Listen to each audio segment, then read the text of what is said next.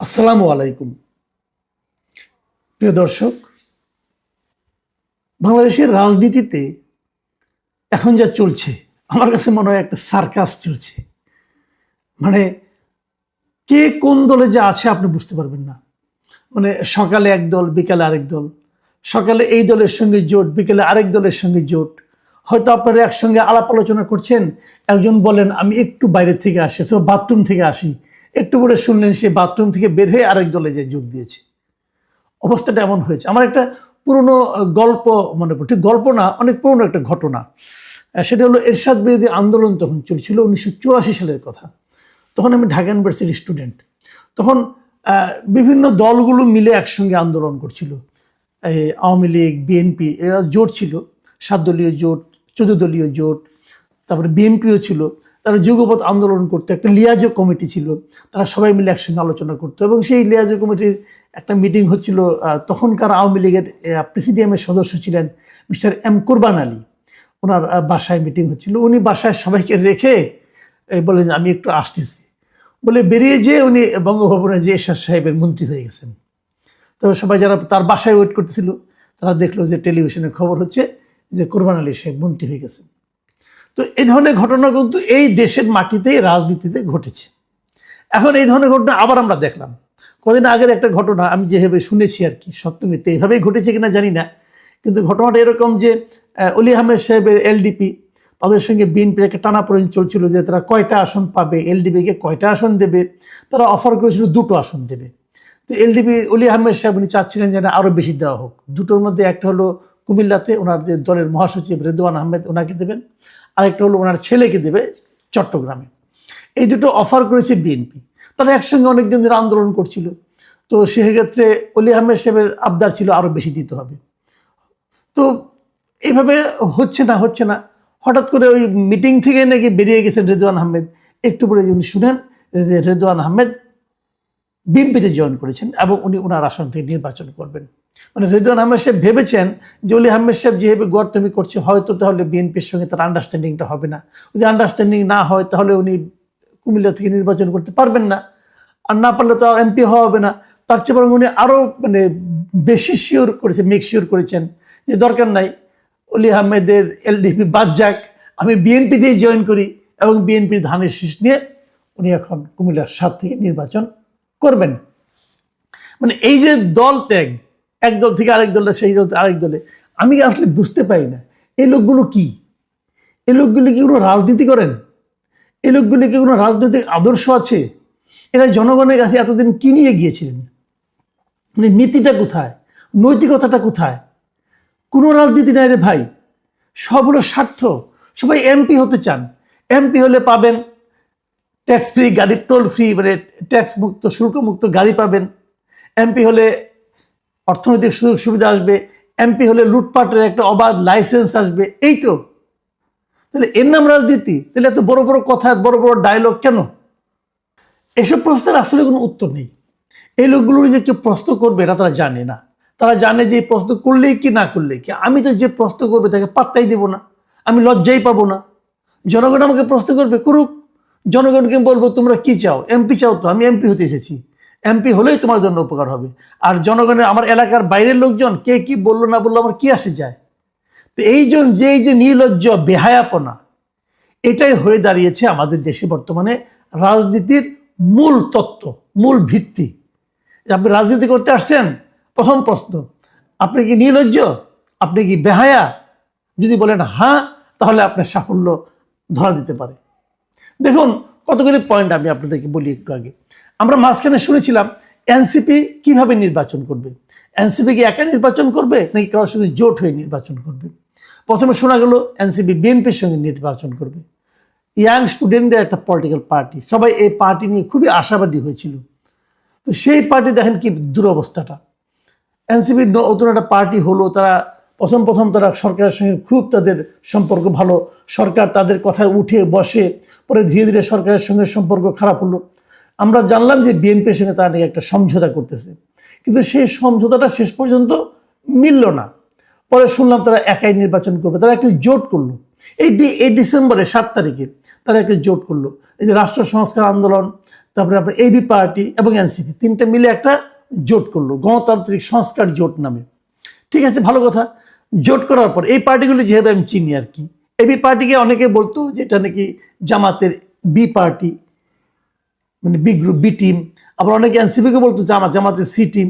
But NCP কিন্তু দীর্ঘদিন, গত কয়েক মাসে সেই জামাতের সঙ্গে তাদের যে সম্পৃক্ততা, সংশ্লিষ্টতা, সেই জায়গা থেকে তারা কিন্তু বেরিয়ে এসেছিল।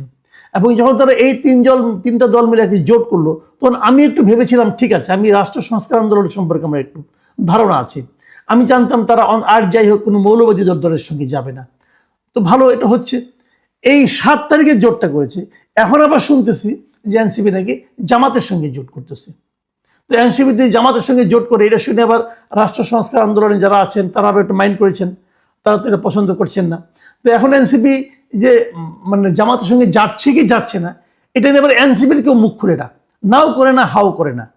কিন্তু এনসিপির সঙ্গে একসময় খুবই ঘনিষ্ঠ ছিলেন যিনি, আব্দুল কাদের, উনি স্টুডেন্ট এখন, উনি গত সেপ্টেম্বরের ডাকসু নির্বাচনে উনি এনসিপি সমর্থিত ভিপি ক্যান্ডিডেট ছিলেন, যদিও ফেল করেছেন, কিন্তু ইনি বেশ সরব বিভিন্ন প্রসঙ্গে।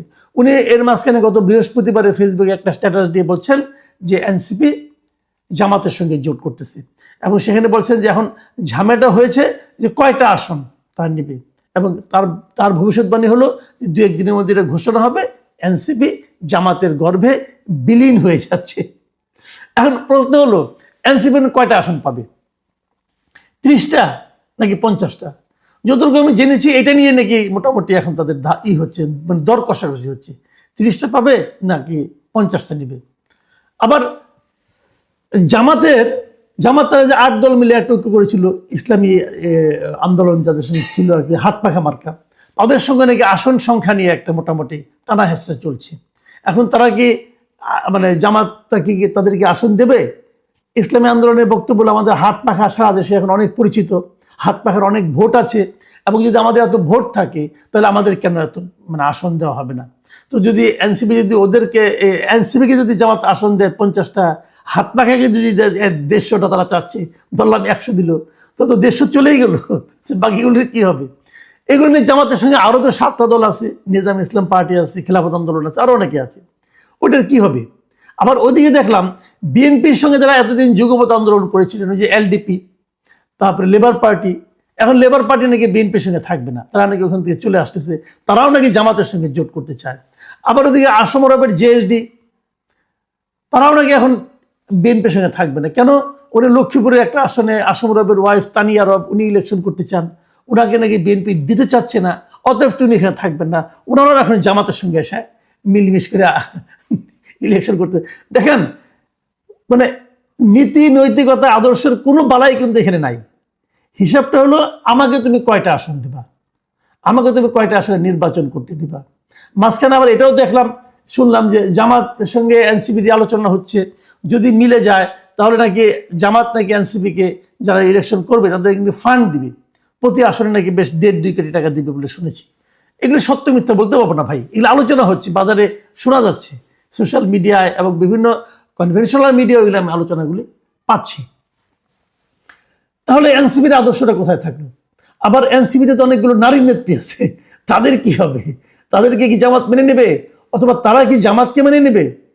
তো এর মধ্যে দেখলাম ডক্টর তাসনিম যারা, উনি ক্রাউড ফান্ডিং করেছেন, 46 লাখ টাকা তুলবেন, অলরেডি নাকি উঠেও গিয়েছে। এখন যদি ওনারা জামাতের সঙ্গে গাঁটছাড়া বাঁধেন, তাহলে যারা টাকা তাকে দিয়েছেন তারা তো জামাতের বাইরে থাকবেন বলে টাকা দিয়েছেন, তো তাদের টাকাগুলো উনি ফেরত দিবেন কিভাবে? তো যদি ফেরত না দেন তাহলে কি এটা কি প্রতারণা করে টাকা নেওয়া হলো না? এটাই বা কি চিকিৎসা হবে? তো এই সমস্ত নানা ইকুয়েশন কিন্তু এখন চলছে। কিন্তু এত সব চলার মধ্যে আমার কাছে যেটা বক্তব্য সেটা হলো যে সাধারণ মানুষের কথা কে ভাবছে, সাধারণ মানুষের মধ্যে যে রাজনীতি নিয়ে তাদের যে চিন্তা ভাবনা, সেই চিন্তা ভাবনাকে এই দলগুলো তারা কি নষ্ট করে দিচ্ছে না? রাজনীতির প্রতি মানুষের কি শ্রদ্ধা থাকবে? তারপর সবাই তো ভাববে এরা রাজনীতি করে যার যার ব্যক্তিগত স্বার্থ সিদ্ধির জন্য।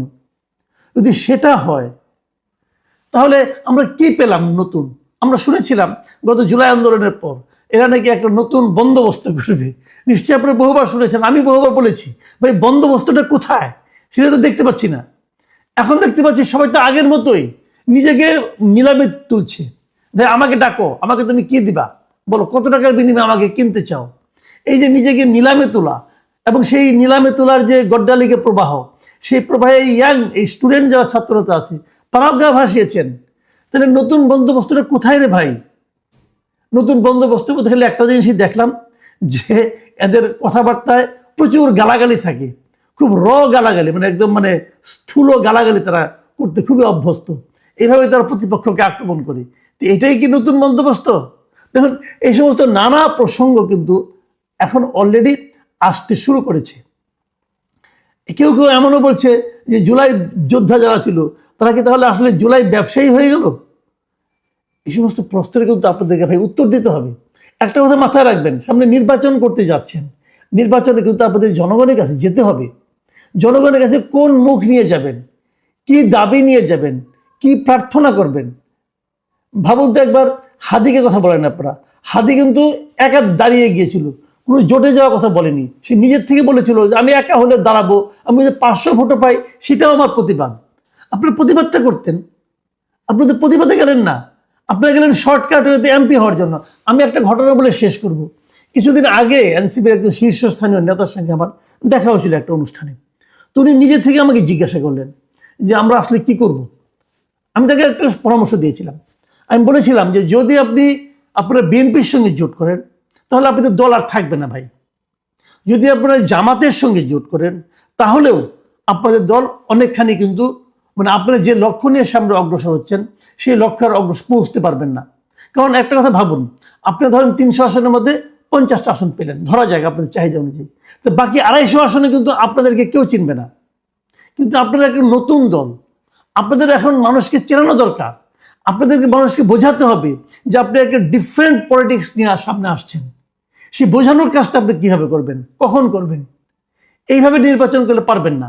আমি তাদেরকে পরামর্শ, আমার সঙ্গে যেটুকু জিজ্ঞাসা করেছিল, পরামর্শ তো না, আমি আমাদেরকে বলেছিলাম যে আপনাদের উচিত হবে আরও 5 বছরের লক্ষ্য নিয়ে রাজনীতি নেওয়া।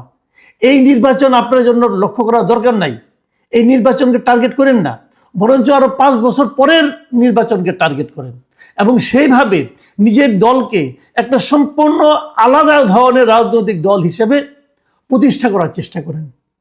তাদের প্রতি আমার একটা স্বনির্বন্ধ অনুরোধ ছিল। তো উনি দেখলাম খুব গম্ভীর হয়ে শুনলেন। আমার মনে হলো যে ওনার মনোগত হলো কি হলো না আমি জানি না।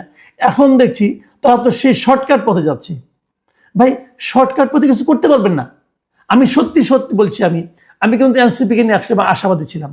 আমার মনে হয়েছিল এই ইয়াং ছেলে মেয়েগুলো এরা বোধহয় নতুন কিছু করতে চায়, এদের বোধহয় লোভ লালসাটা কম। কিন্তু এতদিন পরে এসে প্রায় 1.5 বছরের কম সময়, এই বছরই তো ফেব্রুয়ারিতে তারা হয়েছে, তাদের জন্ম হয়েছে, তার মানে কয় বছর হলো, মানে আপনার ধরেন গিয়ে এই 10 মাস 11 মাসের মতো সময়। এই সময়ের মধ্যে এরা কেবল গড্ডালিগা প্রভাবে গায়ে ভাষায় নাই, এরা আসলে প্রমাণ করেছে যে তাদের বয়স কম এবং তাদের এই অল্প সময়ের মধ্যে কত বেশি উপার্জন করা যায়, কত বেশি মানে মাল পানি কামানো যায়। আমরা পুরো চূড়ান্ত হতাশ সাধারণ, আমি জানি না, আমি খুবই হতাশ। আমি যাদেরকে না আশা করেছিলাম, মানে আশাভঙ্গের বেদনা কি জিনিস সেটা আমি এখন টের পাচ্ছি। প্রিয় দর্শক, আমরা জানি না সামনে তারা কি করবে, তবে আমি এখনও আশা করব, আমি এখনও প্রত্যাশা করব যে এনসিপি আরও 5 বছর পরের টার্গেট নিয়ে মাঠে নামবে। তাহলে হয়তো আমরা আজকে থেকে 4-5 বছর পরে একটা নতুন ধরনের রাজনীতি দেখতে পারবো। আর তা না হলে ওই আওয়ামী লীগ, বিএনপি, ওই ফ্রিডম পার্টি, ওই সমস্ত সংখ্যায় আরও বাড়তে থাকবে। আমরা নতুন রাজনীতি দেখতে চাই। এখন এ পর্যন্তই। আল্লাহ হাফেজ।